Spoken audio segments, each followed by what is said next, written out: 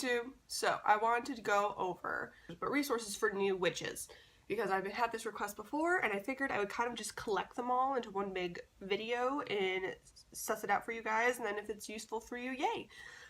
If it's something you have another resource that you don't know of that I didn't mention in this video, please comment down below because I am still very new myself, and of course there's going to be things that I missed.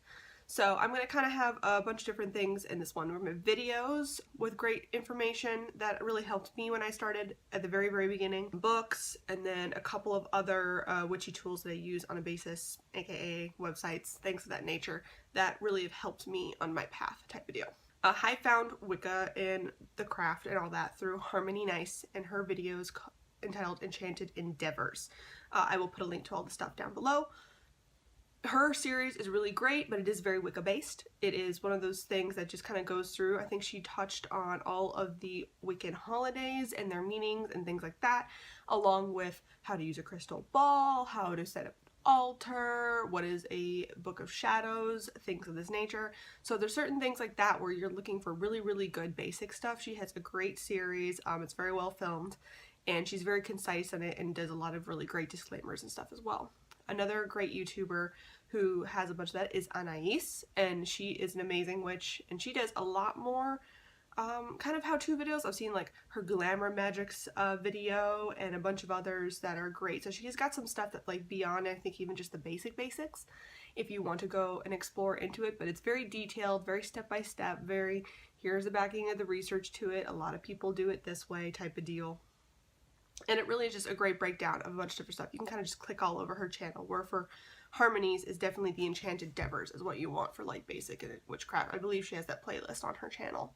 Another one is, I believe I'm going to say this right, Ane Orga has an amazing series on her channel and a playlist that has all of kind of like a step-by-step guide even to defining your path. And it is very much more, a little less of the Wicca spirituality thing as more of a more custom type of deal. I went through the steps in the series probably around 3 or 4 months in to really see where I felt and landed on things, and it asks you questions like, what do you think about deity? What do you think about the gods? What is your situation with these or that or whatever else? Like, it covers really great gambit of things, but it does so in a very great general manner, so it's not really prescribing you to one way or another, but has you consider things that maybe a lot of other how-to videos, or if you're just looking at how to do a spell type of deal, wouldn't normally. So that's another one. I will, again, if I can find them all, link them all down below in the comments, below near the comment section. Next thing I did was probably books. So we have some really basic great books, of course. A Guide to Solitary Practitioner by Scott Cunningham. That is just the first book I ever picked up because I had heard Harmony mention it in a video. Solitary Guide to Wicca, is that the name of it? I read it so long ago now, it's been a bit, so long ago. It's been like 7 months, Sam. But that was probably the first book I picked up, which is really great, but it is structured extremely very Wicca based, but it's really great, especially if you're looking to do the solitary thing. You don't necessarily want to reference a coven or anything else. There are a few other books that I had read, but quite honestly, that was my main guide at the time. A few other books that I had read were very like, don't ever do weather magic. Like, they had a bunch of these like caveats all throughout it saying like, don't do this and don't do that and don't do this and don't do that. Like, a very harping on what is good magic and bad magic. And for me, that is something entirely personal to the witch and them deciding what they want to do with things. So I wouldn't entirely recommend those books for beginners, but of course the Solitary Practitioner's Guide to Wicca is key. I actually have never read his second book. I actually do want to pick that up at some point. And another really great book that I've just actually broken into, but I cannot find for the life of me, is The Witch's Bible. An extremely thorough guide for beginners, and I like still reading stuff even though I'm a little more in it, I guess, now as like a very basic level, because I don't know, I've noticed with all the different books I read that different things are coming up, and some people really put emphasis on one part of the craft while other people really put emphasis on another part of the craft. Like, that's very interesting to me, especially at the very beginner level, so I don't want to be coaxed too much one way or another about what is, you know, substantial in magic, and which is why I love to read multiple books. But that's pretty much the two books I would mostly recommend for that kind of stuff. If you're looking to pick stuff up, I do believe they both come in like Kindle versions as well, so ebooks, very easy to get a hold of. I'll put links to those books down below as well. Finally, other things that I would recommend for witches to check out beyond the YouTubes and stuff is definitely start looking through blogs. Pathos.com I think has amazing quick articles and blogs that I have sent to my email inbox all the freaking time. They are great. Oh, also for books, another one that I have is the Lewin's Sabbath's Almanac. I wanted to pick up a book that talks about that type of stuff. This is the 2017 to 2018 Maybon, which is nice, but it colors a whole bunch of different the old ways fairy eggs. It's like a whole bunch of like traditions and things like that for different holidays, gives you like different crafts and stuff you can do. And I don't know, I like having videos, but I also like just having a physical book at times to talk about it. I know Anais in her videos does a really great job of talking about the things that you can do and like all the good foods you can eat. Like, I just love her face every time she goes, and then the food. Let's talk about the food, people. Which is really fantastic, because I don't know, that's one thing that you kind of like jump into, I feel like, at the very beginning. If you're like a pagan and you want to use the wheel of the year, you're like, what do I do on the holidays and Sabbaths and all the fun things? I want to know what the fun things are. So this is really great too. I'm sure there's going to be a 2018, 2019 version. I definitely had the 2017 to 2018, the 2016, 2017 version when I first started. And that was really great.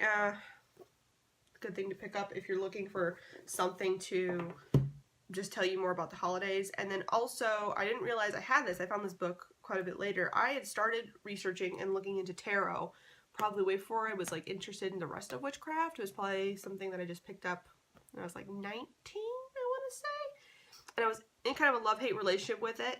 And then finally, I ended up picking up the new tarot handbook, around 20 or so. Just the master meaning of the cards. It goes through the Rider-Waite tarot deck, and it's just very, very, very thorough. It tells you like all the elements that have to do with cards, themes that come around with them. And this is definitely a book that I constantly go back and reference, even with other decks. Mostly what I use now is the Wild Unknown Tarot, just because it is pretty and I loved it and I vibe so well with it. Just absolutely gorgeous. And their handbook is pretty thorough and has definitely a little bit of different symbology than, say, the classic Rider-Waite. But re-referencing this book and seeing what the traditional, quote-unquote, I guess, meaning of a card is, or kind of going in back on that stuff, really, I think helps a lot. I'm constantly re-referencing this book, and now that I've actually like dove all the way into witchcraft, so that's another one that I really enjoy. Any other guys who have great tarot handbooks, let me know below, because I've kind of just been like, this is my Bible type of deal, and I don't necessarily feel that you should always just take all your references from just one book, but I love books as opposed to like websites and stuff sometimes. It just is like, oh, here's the information, done. For spells and things, this is one thing I think other people find odd. Like, the whole Tumblr community can seem very like just rebloggy, and I don't know, I don't see as much really heavy discussion happening on Tumblr. In the very beginning, I hopped on there to see what the witchcraft tags and all that were, but one thing that I did notice is if you are looking for like, how the hell do I start a spell? I need some freaking something. I need something to start with. The amount of listed out spells and ingredients or things that you could do that are really basic and simple for protection, love, whatever else, different types of spells. It has like a list of ingredients and a list of things you can do. So many posts about it. You know, you just go on Tumblr and search the hashtag witchcraft, spell work, whatever, what have you. So many different things for spells. I wouldn't say much of like in-depth detail with stuff beyond that, at least from what I've been able to find. I'm sure there's great Tumblr witch blogs out there. If you know a couple that are really great for beginners, put them down below in the comments. But mostly I find that if I'm like, I really want to do a spell about this, but I don't really know what, there are definitely times where I just like go on Tumblr and I'm just like, love spell ingredients, figure it out, and it pops up a list that's like really thorough and great, and a lot of times very creative. Like, it's some things that I wouldn't have thought of naturally before. There is also the Pagan Witches Amino app. but I have to say that I'm not all that fond of it in some respects. Like, getting onto it is something you have to kind of like sit down and get to know, which is one thing I really want to challenge myself to do, because there seems to be great references and resources on it, but you definitely have to kind of find into specific groups, as there is a huge age range on there. And if you're looking for, you know, I want other witches like me, or I want to learn from other witches who are older, or type of deal like that, can be a little complicated. So you have to find what groups are really great for you within the app, and then I think it works and shares and does everything a lot better in that sense. The minute you get past all of that stuff, then it's just, I think, going through, of course, I watched The Random Witch, Kellyanne Maddox, her speak, which is the lovely Molly Roberts. We have Joey Morris, Chris Ashburn. God, there's like so many other amazing pagans out there. Like, I'll do a different video. That's like the first ones I can think off the top of my head, because they're probably in my subscription feed.